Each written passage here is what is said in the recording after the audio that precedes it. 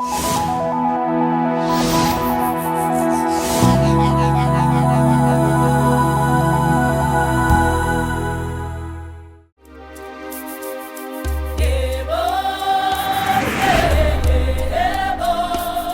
imaginat alguna vegada com vivien els nostres avantpassats prehistòrics? Què sentirien en veure la immensitat del mar, el cel o les estrelles? Per a ells, la Terra era enorme i desconeguda, plena de meravelles, secrets i amenaces. De segur que es feien moltes preguntes. Qui havia donat vida a tot allò? Qui envia el llamp o la pluja del cel? A on van els homes quan moren?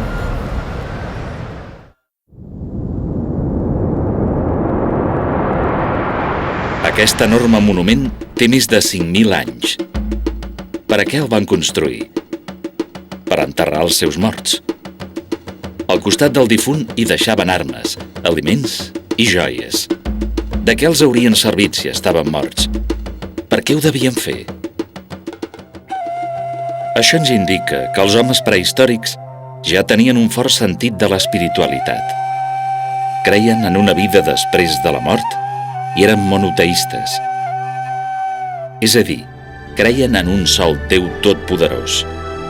Ell, pensaven, era l'origen de la vida i de totes les coses belles. De quina manera l'home prehistòric va descobrir Déu? No el podien veure ni sentir-lo. No serà que la idea de Déu ja estava gravada des del principi al cor de l'ésser humà?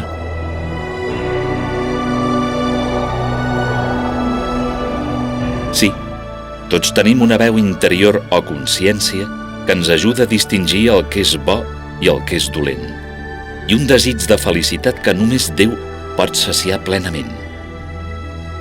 Sentim una tendència natural a servir i agradar a Déu, perquè l'home fou creat per i per a ell.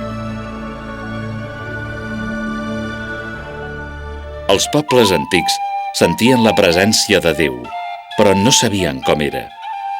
Déu encara no s'havia donat a conèixer a través del seu fill Jesucrist. Per això, cada cultura, grecs, perses, romans o hindús, es va forjar una idea diferent de Déu. Alguns, fins i tot, van pensar que no n'hi havia un de sol, sinó diversos déus que compartien poder i lluitaven entre ells. Les grans religions antigues construïren imponents monuments. A les piràmides d'Egipte eren enterrats els faraons. A Grècia dedicaven temples als seus déus principals, com ara Zeus, Apol·lo o Posidó. Roma va adoptar la majoria dels déus grecs i orientals. L'Índia va honrar els seus amb meravellosos temples. Tots els pobles de l'antiguitat coincideixen a tributar culte als seus déus amb oracions, ofrenes i sacrificis.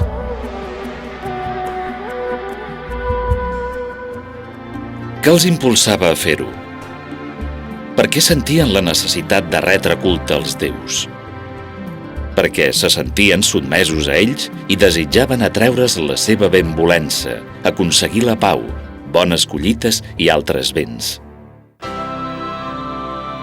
La veritable religió va més enllà. Neix del desig de ser justos amb el Creador i reconèixer tot allò de bo que ens ha donat. Això ens porta a honrar-lo i donar-li gràcies. Així es guanya la seva amistat i protecció. En el fons, les principals religions tenen una arrel comuna, la que expressa el primer manament del Decàleg. Estimaràs el Senyor, el teu Déu, sobre totes les coses. Fixa-t'hi quantes coses interessants ens ensenyen les cultures antigues, però encara ens queda molt per aprendre. Sabries dir, per exemple, què signifiquen les pintures rupestres? O per què els déus egipcis tenen cap d'animal? Quin és l'origen de la màgia i la superstició? Presta atenció a aquesta unitat i descobriràs moltes coses més.